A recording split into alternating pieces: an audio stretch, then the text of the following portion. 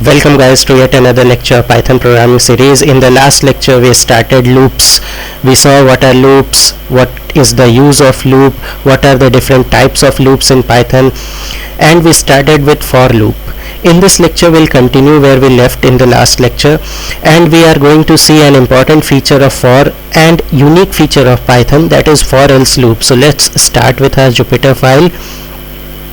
This is for else loop, and in the last lecture we took an example of printing all the values, all the elements of a list, and we are taking the same example here. Okay, so a is equal to, there is a list of numbers and I want this list to get printed. So what I will do, I'll shift enter and this is the output. We saw this, how this works, what is the basic syntax in the last lecture, so I'll not going into detail for that. Let's see what if there is something printed outside this loop. Okay, so what will happen, this print statement is outside this for block, so it will get printed every time. This print statement has nothing to do with this for loop. It's just equal to that there is no for loop. Let me print this. Okay, so this print statement got printed. Now I don't want to print this print statement here. It has to be written here, and I don't want to print this. In this case I will be needing else. Let's see this. This is very simple, and let me print this thing. Okay, so this else statement is getting printed. Now this is very different from if else statement. If else statement works for boolean conditions. If boolean condition is true, get inside if block and print something. If it is not true, jump to else block and print whatever is written within the else statement. But here if you see, this else statement has nothing to do with this for block. After this for block get executed, control jump to the else statement and print whatever was inside else. It was just similar that there was no else statement written here and only print was written here. So it is executing similar to that manner. So how to avoid this situation? I was going through some tutorial and I found one interesting partially correct thing. Let me check this. Let me show you this. When you will write for else loop in Python with for hyphen else, this link will appear on your screen in Google, and you see this statement. The else block just after for or while is executed only when the loop is not terminated by a break statement. It means that every time else block will get executed if there is no break statement in the loop. So let me write one break statement here. Let me introduce this break statement. So this break, as the name suggests, will break the flow, will break the program execution permanently and completely. It means that for I in 1, at first instance, first iteration, I is 1. It got printed here, and then it encountered the break function and it break the entire execution process. So this is working, but if you see, still this is not the answer what I wanted. I wanted all these values to get printed. Okay, that's why I said this is partially true. And let's move on to see one more example, one more proper program to understand this thing. Why I said it is partially correct. Write a program to find if a number is prime number or not. So first I have to take a number. Now I'm hard coding it. You can ask user at runtime to enter any number. A equal to 5. What is prime number? Let's see the logic first. Any number which is divisible by 1 and itself, it is the prime number.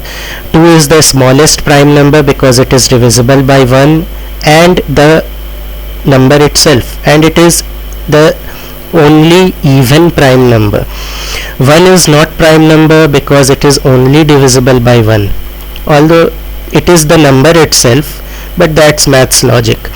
So the number is prime if it's divisible by 1 and the number itself.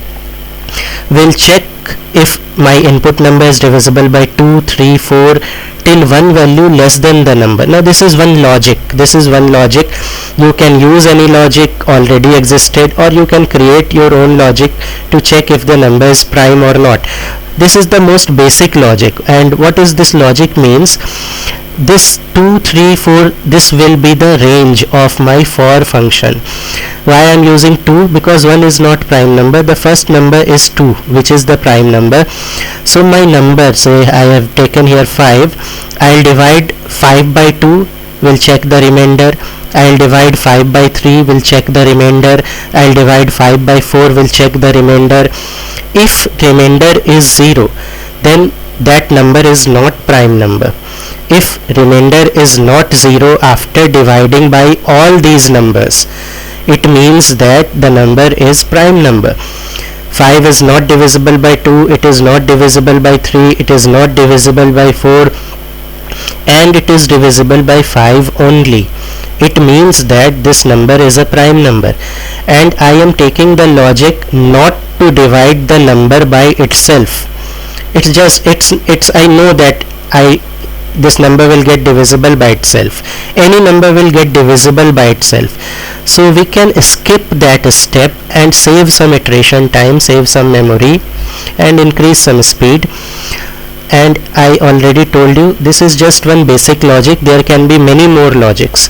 So let's write this point number 3 here using for loop. For I in A, or let me assign this range for better understanding, to A. What this will do?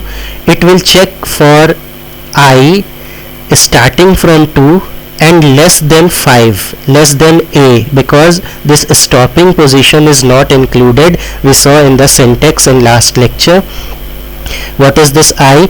This I is starting from 2, then 3, then 4, and this A is 5. This will not get included. So 2, 3, 4. And if my number A mod I am checking for remainder, if the remainder is 0, then I can say that the number A is not prime number. It's very simple. Else I will say, okay, let me select and copy this, Control C. Else I will say that number is prime number. So it's very simple logic. And let me run this. Shift enter. Now it's saying 5 is prime number, 5 is prime number, 5 is prime number. Why it is saying so? Because it started with 2. 5 mod 2 is not equal to 0. Is equal to 0. No, it is not equal to 0. So it didn't get inside. It jumped here and it printed 5 is prime number. It's okay. What if then it jumped to next? Now my loop should have terminated here, but this else statement is written within this for block. So every time it will get executed until all values of I is exhausted. So to avoid this, let's see what we have seen earlier using else outside and using this break. Okay, now this is working. 5 is prime number. Let's check for one more thing, for 7. 7 is prime number. Let's check for 6. 6 is not prime number. So it's working. 6, let's say example 6. If 6 mod I equal to 0, 6 mod 2, 6 divided by 2 and remainder will be 0. So it checked. Only in the first step it got the answer. It break the loop and come outside. What about 7, or say 7? Okay, it checked 7 divided by 2, remainder is 0. No, so it came outside and print. No, it checked again 7 for 4, for 3, and for all values. It checked that okay, this is not true, so it came outside and printed 7 is prime number. But in this statement here it is written else block will get executed when the loop is not terminated by break statement. That was I was saying it is partially correct statement, because here else statement is getting printed and we have written the break also. It means that when I use break in for else, then this for else behaves as if else. This is just analogy, this is not the actual concept, may not be the actual concept, but to understand this thing you have to remember this. If you are using break with for else, then you can get whatever answer is in else also and whatever answer is in for also. It means that now this for else statement is behaving as if else statement. If true, execute this, else execute this. Here I am using break and still I am getting what is inside else. So this is the actual concept of for else with break statement. I hope you understand this thing. Thank you for this lecture. Thank you for understanding this concept. This is very important concept. Keep practicing. Do comment if you have any doubt. We'll see you in next lecture. Thank you.